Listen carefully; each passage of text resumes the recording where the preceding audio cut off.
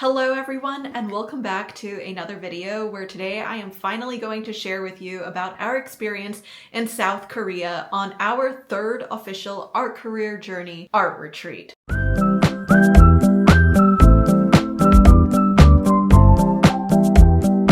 So if you haven't known already, we actually do have a New York and Los Angeles trip down in the links below. The New York one is in July and the Los Angeles one is in September. These are more catered towards locals who are living in the US and maybe don't really need to stay in a hotel and can just commute to the locations we meet up at every day. So hopefully this helps reduce some of the costs as well as allows us to focus more on the workshops, as being here makes it a lot easier for me to communicate with other businesses and how to work things out with renting out some spaces. Check those out down in the links below if you want to join one of our art retreats this year, because as of now there are no South Korea or Japan ones coming up and I have no idea when the next ones will be. But without further ado, let's get to our art career journey in South Korea trip. So first off, for some context, I have never been to South Korea in my life before. This was my first time. I've been to Japan many times before the first Japan art career journey trip, but this one I'm coming in totally fresh and this is my first time experiencing a new country with other people on the trip as well. So on our first day, we of course all meet up and do the usual shebang where we all gather, do our meet and greet of handing out the goodie bags, and also have our first group dinner at this restaurant that was kind of a K-barbecue place, but also like a sundobu type of place. So it was nice to get a little bit of a mix of the different foods. And afterwards, we all headed out for a little mini after party of getting shaved ice together, which helped us fuel up for the next day, which was our first full day in Seoul, South Korea. We got to try out a hanbok experience where we all got to dress up in different traditional clothing. And this was all for originally going to the main palace called Gyeongbokgung Palace. However, on this day, it was unfortunately closed. So instead, we headed over to a different palace, which was actually one that's more popular with the locals there, called Changdeokgung Palace, which was actually so beautiful and so fun. Everyone looked so beautiful in their outfits and made perfect inspirational material for drawing in our sketchbook. So after a really fun day out there exploring these different palaces, we went back to a marketplace near our hotel called Gwangjang Market, which is known for its street food vibes. I will say it was super crowded there, so be ready for that. It was an amazing experience to try out an assortment of different foods, drinks, desserts, and once again kept our bellies very full. For our next activity was going to the Namsangal Hanok village, which is basically a place, an open park, where there are more of the traditional buildings, older buildings that we drew a lot of inspiration from. There was a lake, there were nature there, and we hosted our first workshop, which was the art goals workshop, where we kind of just sketched things together while also just having an open discussion about what do we want to improve with our art, what are we trying to get out of, our experience either here or just being an artist in general. It was just an open discussion for all of us to get to better know each other as artists while taking the time to start filling up our sketchbooks. Overall, this was such a peaceful experience, and I actually do think that even though this was only the first day, this was already one of my first favorite workshops of the trip. So the next day, we headed over to the Seoul Forest where there was a deer park there. So we had a little deer drawing workshop where we would just have a discussion about, how we approach our different styles in drawing while we all were trying to draw the same subject matter, which is deer. And during this time, I got to speak to other artists on the trip and get to know what are they trying to get out of this trip? What do they want to work on? We also all took some time to explore the park, which was so big that I don't even think there was enough time for us to even get through it, because right afterwards we were heading to Seoul Sky Tower, which was really cool to get an overview of Seoul from the top view. It was a very clear day, so you could see everything. This was also located within one of the big malls in Seoul, so we got to explore, eat food, and look at different things as well. And right afterwards, we prepared to head over to Busan and took a train to Busan. So if any of you ever saw the movie, train to Busan. I'm happy to say we did not face any zombies on the way there. Although one thing I found really interesting on this train ride experience is that the requirement to be silent on the train, I feel like is so much more strict than in Japan, whereas like, you know, they say to be quiet and hush hush, but you still hear people talking from time to time. Meanwhile, on this train from Seoul to Busan, it was zip quiet. No one said a single word. I almost felt like I was gonna get in trouble if I even sneezed or breathed a little bit too loud.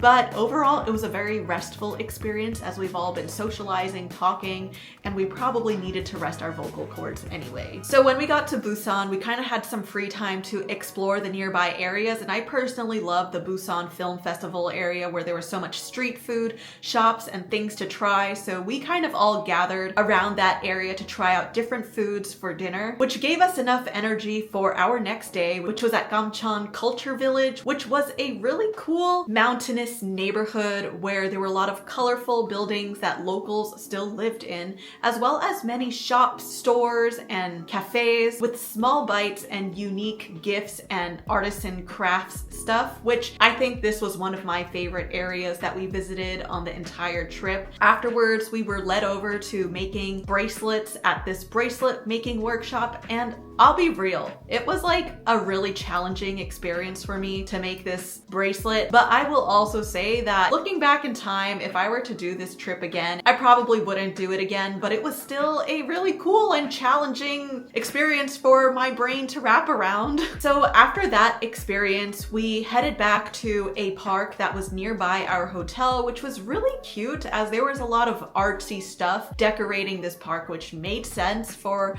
our next workshop, which was the Art Careers workshop, where everyone kind of gathered and broke up into different groups depending on what they wanted to get into. We had some animation people, some publishing people, and some entrepreneurial people, and I would talk to all of them individually about what they're trying to do to reach their goals and have them get to know the other artists on this trip, because honestly, sometimes it takes a forced mix and mingle for some of the artists to get to know one another on these trips, which is what I'm here for. But at the end of the day, I think everyone wanted to gather and hear all of the conversations we were having collectively. So what started off as us just speaking up in groups, we then eventually gathered back together to have an overall talk about what it means to be an artist trying to make it in the climate today. After that workshop, the next day we headed off to a really cute beach called Gwangali Beach, which was actually a place that our tour guide, who was so sweet and so helpful on this trip,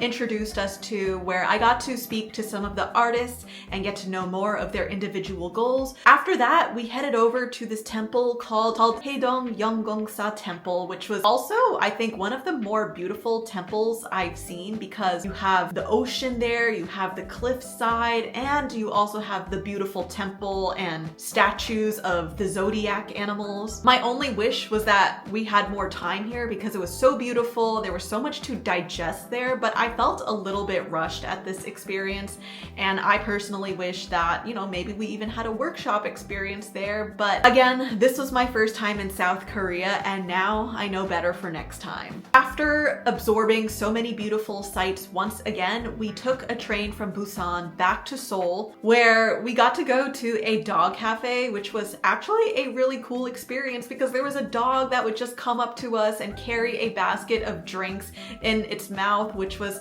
such a cute thing to witness. But I will also say that I was so shocked and amazed that this cafe would even stay open until almost 10 to 11 p.m. I wish that things stayed this open in the United States. But hey, this is why you gotta be in South Korea during these times. The next day, we headed off to another neighborhood in Seoul called Insadong. We went to this place called the Color Pool Museum, which honestly reminded me of like the 2016 Instagram photo shoot location days, where it's a good place for where you want to take cute photos. My only critique about this place is that it felt like it was kind of dying, and it really made me feel like I was literally in 2016. But hey, I feel like what made made this experience was the vibe and energy of everyone in this group. So we all got to relive a little bit of 2015 and 2016 together, but I really don't think that was the highlight of this part of the trip anyway, because nearby there was this beautiful temple called Jogyesa Temple, which honestly I think also was making it up there in one of the beautiful temples I've seen, because there were so many floral arrangements. I did a little bit of sketching there with some of the other artists on this trip, and it was just a very serene setting to be surrounded by, to just have that little moment of peace after all of this hustling and bustling we've been doing throughout this whole trip. And afterwards, we headed off to the Han River, where we hosted our last two workshops, which is the Money Making for Artists workshop, where everyone talked about their different experiences of how they make money as an artist, what worked for them, what didn't work for them, why these things worked or didn't work. And we also had our comic artist story and comic artist workshop, where everybody took a few minutes to kind of just sketch and draw one of their most memorable parts of this trip, or something that just stood out to them about this trip, and pitched it to everyone else there. This was such a fun and cute way to just see everyone's perspectives on this trip. But also for me, it was my first time being in Seoul and Busan in South Korea, so I felt like I was getting not just my perspective, but multiple people's collective first experiences in South Korea, which made it even the more memorable for me. We then celebrated the end of this trip with Korean fried chicken, which honestly I will say I have really underestimated for a lot of my life, because it was really good. We went to a restaurant where we celebrated with fried chicken, breadsticks I've never known the names of before, and even surprised our tour guide for being such an amazing help and assistance for us on this trip. Afterwards, we headed over to a karaoke bar, and we all just sang, drank, and snacked our little hearts away to celebrate the end of a good trip. But for those who were still up for it, we also headed to a little bar nearby that actually one of my friends slash coworkers who I met up with on this trip introduced to me. So we all kind of just gathered there to decompress our final thoughts and feelings about this trip, to celebrate another end to another great art career journey. So the next day we once again said our goodbyes, and I had a mini cafe experience with some of the last remaining straggling travelers of the trip. And then after that was all over, we all separated to head off on our next adventures. So that pretty much wraps up our art career journey in South Korea trip, and I would love to do another South Korea trip in the future and explore South Korea even more. So if you're based in South Korea, or even know more things about South Korea than I do that could be tailored to artists, please drop that info down in the description box below, because I would love to learn more myself for future trips. But, you know, for the time being, while we don't have any South Korea or Japan trips coming up, we do have the New York and Los Angeles ones for anyone who wants to get a taste of these trips without needing to actually travel across an ocean to do so. So yeah, thank you for watching this video, and thank you for those who have joined me on this journey, and I will see you all in the next one.